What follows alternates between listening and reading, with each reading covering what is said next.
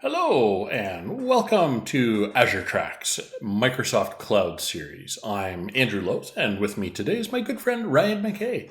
Hi, Ryan, and thanks for joining me again for another great podcast. How are you doing today? I'm doing great, Andrew. How's it going? It's going really well. So we've had some busy times over kind of the last few weeks. I think we skipped a week of posting. So apologies to our listeners and viewers, but we're back again, and we're talking about basic authentication deprecation. Kind of, let's say, finally, almost all the way here for Almost. 2022. And we've had some, let's say, reprieve from this deadline, but now we're in the final stretch. We have to get this done. We have to kind of move from basic to modern auth, and times are here to move this one forward.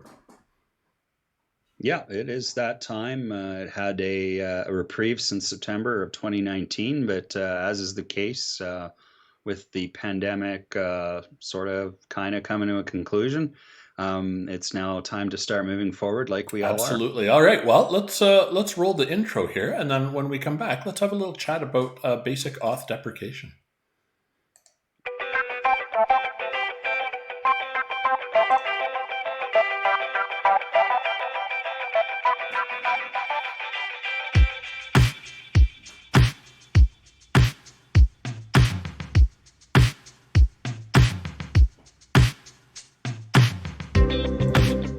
And we're back. So, as we said, we're saying there in our kind of lead in here. So, we want to talk about authentication and the basic authentication, which is kind of, let's say, the older or more original way of connecting username password. Now we want to move to modern protocols. So, there's a few specific protocols that are going to be unsupported in the future, very near future, in fact. And Mhm. moving more towards when I think of modern auth, I think of, first of all, username, password, and multi-factor authentication is really what I hear in my head when somebody says modern authentication. But there's a lot of things that still depend on basic auth.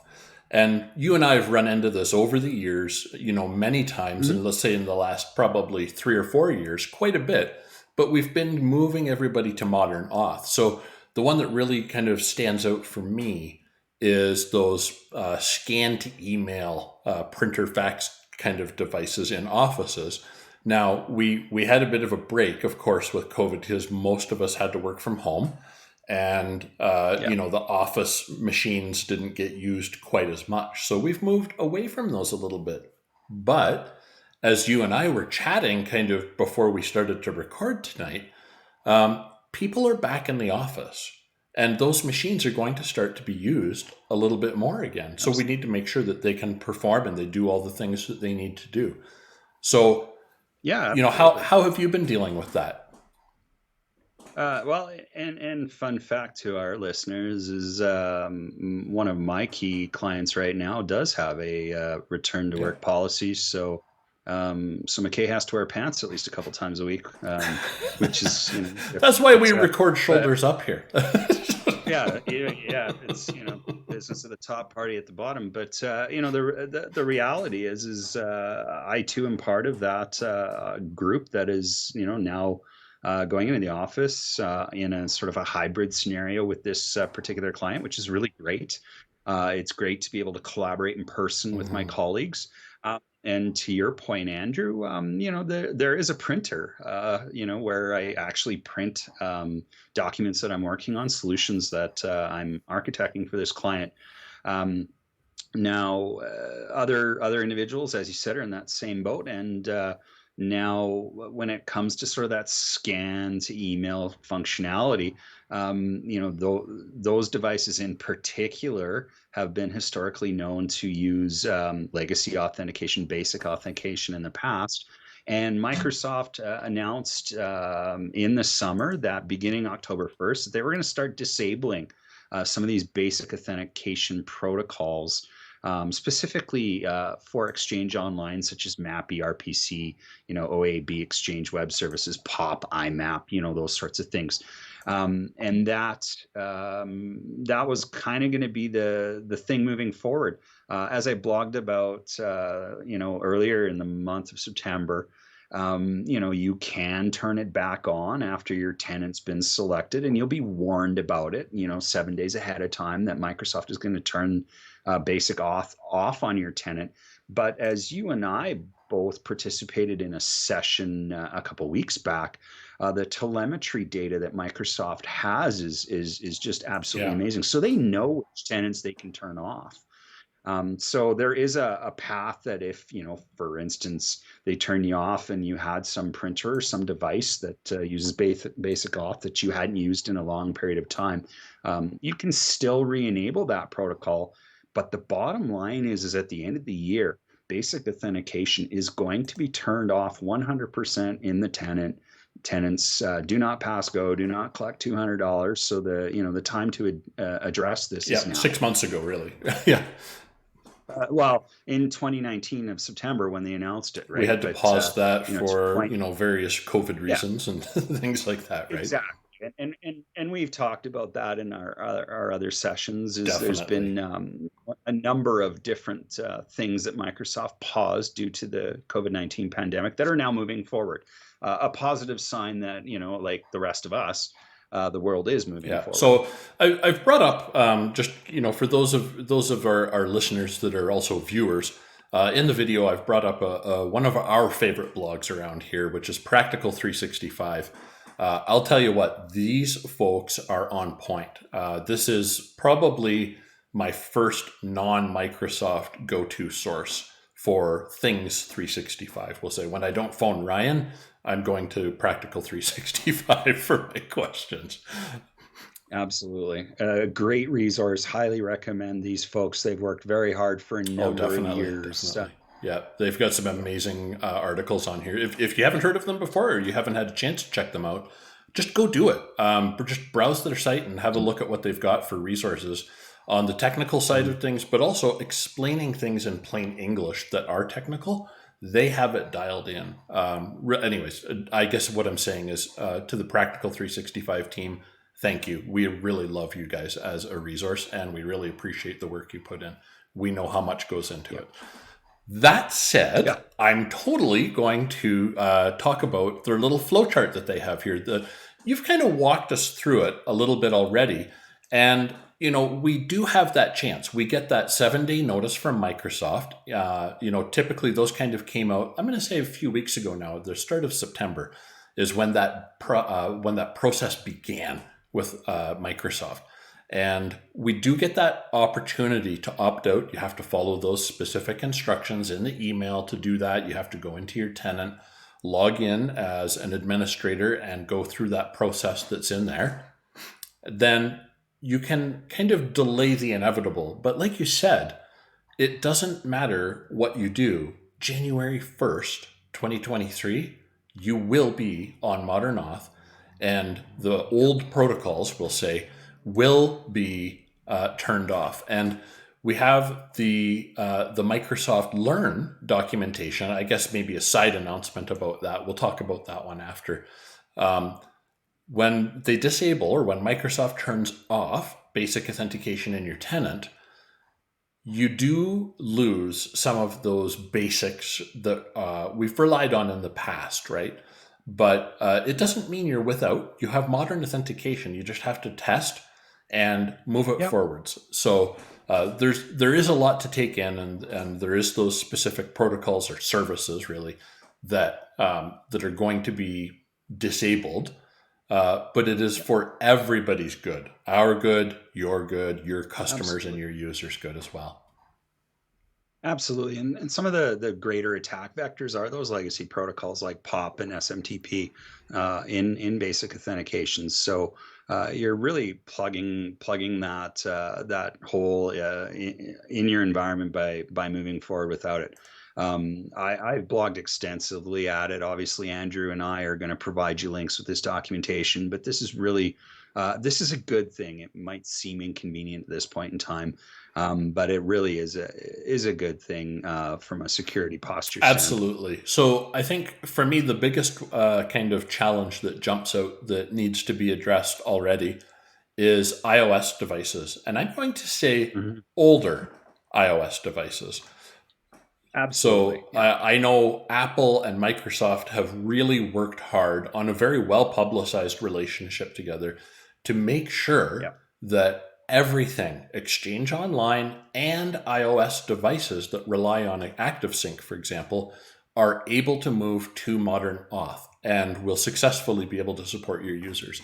So if you have some older devices that iPads in a shop or something like that that you're relying on as part of your business, you might want to take a look at those pretty quick and really understand if Yeah. there is any of those devices in your environment. And they've baked modern authentication capabilities into iOS for a few versions now. Obviously, we're going to recommend that you always update your devices, but if you've got like an old iPad 2 or something floating around, you might not have been able to get the latest and greatest, and that'll have to be, something you're going to have to address. But any of the current supported devices from iOS have that modern auth baked in, and again, as I've talked about in other areas, it's very easy to integrate that with your Azure tenant and ultimately with your Exchange Online, thanks to that collaboration between Microsoft and Apple that's been Yeah, that's ongoing. right. Yeah, yeah, and I know that Microsoft and both Apple as well have made a lot of different news releases over the last kind of few months to try to amp us up and remind us to kind of circle back on that. So don't be shy. Get into your Yep. environment, get into your And, tenant, and start to understand that right away so that you can get on top of it. and the caveat to all that, of course, is with the iOS devices, and in fact with Android. These are for your default mail clients. Obviously, here at the podcast, we recommend that you use the Microsoft Outlook app for your devices, but we all know there's certain segments of organizations, typically in leadership positions, that like their native mail client, and they like that single pane of glass. So you're usually compelled to kind of go with what those folks That want. too, yeah. And as an Apple iPhone user, a cell phone is a cell phone to me. I'm going to be honest. Yeah. As long as it works.